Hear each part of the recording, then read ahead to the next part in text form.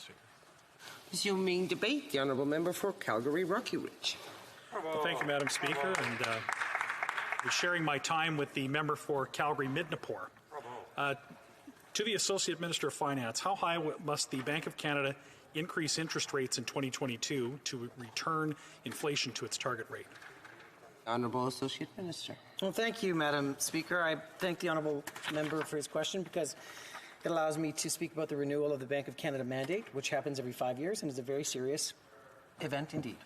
The Honourable Member for Calgary Rocky Ridge. So how high will the Bank of Canada have to increase interest rates in order to return to its target inflation target? The Honourable Associate Minister. Madame la Présidente, la Banque du Canada a entrepris un vaste processus d'examen de cette décision. We have a strict examination process for this. Calgary Rocky Ridge. What would a 0.5% increase in the Bank of Canada's rate, what would the effect of that be on the cost to service the national debt? The Honourable Associate Minister. Madam Speaker, monetary policy decisions about the interest rates and the money supply are the province of the Bank of Canada, which of course is independent. The Honourable Member for Calgary Rocky Ridge. Right, that was actually a question about fiscal policy. If the interest rate increases, what would the effect be on the cost to service the national debt? The Honourable Associate Minister. Madam Speaker, the process to determine the mandate for the Bank of Canada is underway, and announcements will be made on that in the coming days and weeks. The Honourable Member for Calgary Rocky Ridge. What would the effect of a 0.5% increase in interest rates be on the cost to service the national debt? The Honourable Minister. Madam Speaker, this allows me to talk about the fact that the Canadian economy is in great recovery. 106% of jobs recovered, 83% in the United States. Honourable Member for Calgary Rocky Ridge. But what would a 0.5% rate increase do to the cost of servicing the national debt? The Honourable Minister. Madam Speaker, if the Conservatives want to help Canadians get through this pandemic and have an affordable future, they can support C2 and get people back on their feet. Honourable Member for Calgary Rocky Ridge. If this member would like to help Canadians, he could do his job by answering questions. This is Committee of the Whole, not question period. There's a fine contingent of public servants here with full of binders and briefcases. I'm sure they could help this member answer a question like, what would the effect of a 0.5% rate increase be on the cost to service the national debt? The Honourable Minister. Madam Speaker, there's partisan posturing taking place here. Let's have the facts. Moody's and S&P have reaffirmed Canada's AAA credit rating, and that is something that we can hang our hats on. Honourable Member for Calgary Rocky Ridge. What about a 1% rate increase? What would that do to the cost of servicing the national debt? The Honourable Minister. Madame la Présidente, et je sais. Madam Chair, important support measures provided by the federal government, especially to companies affected by the pandemic, allowed us to recover. Ridge. Yeah, if there was a 0.5% increase in interest rates, what would that do to the cost of consumer debt? The Honourable Minister. I quote Moody's once again, Canada's sovereign debt profile is supported by its very high economic and institutional strength, which underpins its resilience to economic shocks. The Honourable Member for Calgary Rocky Ridge. A 1% rate increase, what would that do to Canadian households that are suffering under the inflation tax and the likelihood of a rate increase to come? The Honourable Minister. Madam Speaker, our government is taking steps every day to make life more affordable, including the Canada Child Benefit and our $30 billion investment in childcare from coast to coast to coast. Honourable Member for Calgary Rocky Ridge. On what date will the budget be balanced? The Honourable Minister. Again, from Moody's, they expect Canada's credit profile to be resilient over the medium term for growth. We are going to continue to reduce spending as an anchor of GDP, debt to GDP ratio. The Honourable Member for Calgary Rocky Ridge. Would the minister like to check with officials and answer the question? The Honourable Minister. Mr. Speaker, I think I was clear, as has been the Finance Minister. We are going to reduce spending as the debt to GDP ratio and will continue to bring that ratio down. Honourable Member for Calgary Rocky Ridge. How much credibility does this government expect to have on this when they have blown through every single marker of debt to GDP and every other measurement of public debt since they've come to office?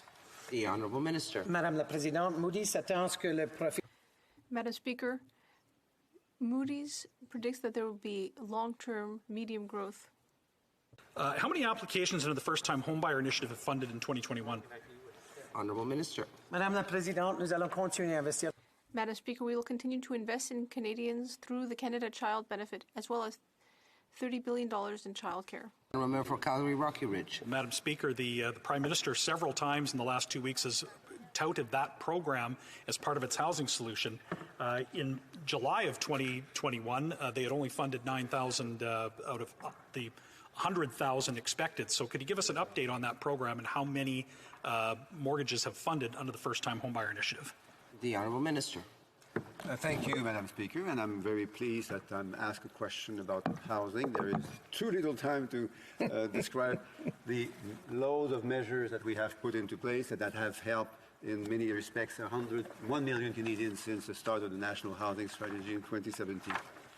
Well, member for Calgary Rocky Ridge. Does he think 9 out of 100,000 target is an acceptable metric or an acceptable mark of success for a program that they described as a transformational program on the eve of the 2019 election? The Honourable Minister.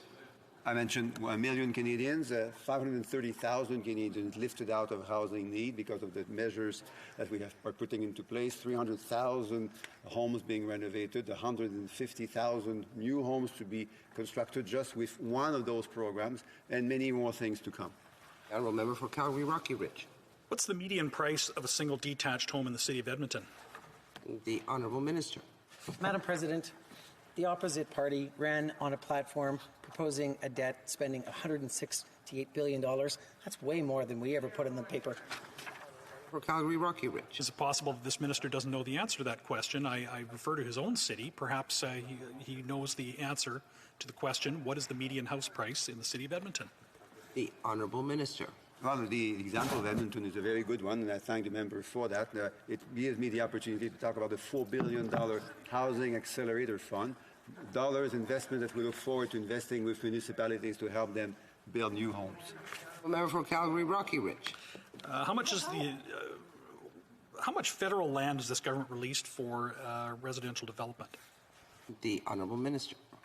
Madam Speaker, our government is committed to making housing affordable from coast to coast to coast. Tens of billions of dollars invested in that, and we will continue to do that. Member for Calgary Rocky Ridge. Do these estimates contemplate carbon pricing on energy imports? The Honourable Minister. Madam Speaker, my question to the member opposite is, does he believe in climate change? Member for Calgary Rocky Ridge. Yes, and this minister will have a chance to ask questions when he gets over to this side of the House, although I doubt he would make it. I think. Come on back, Dave's coming.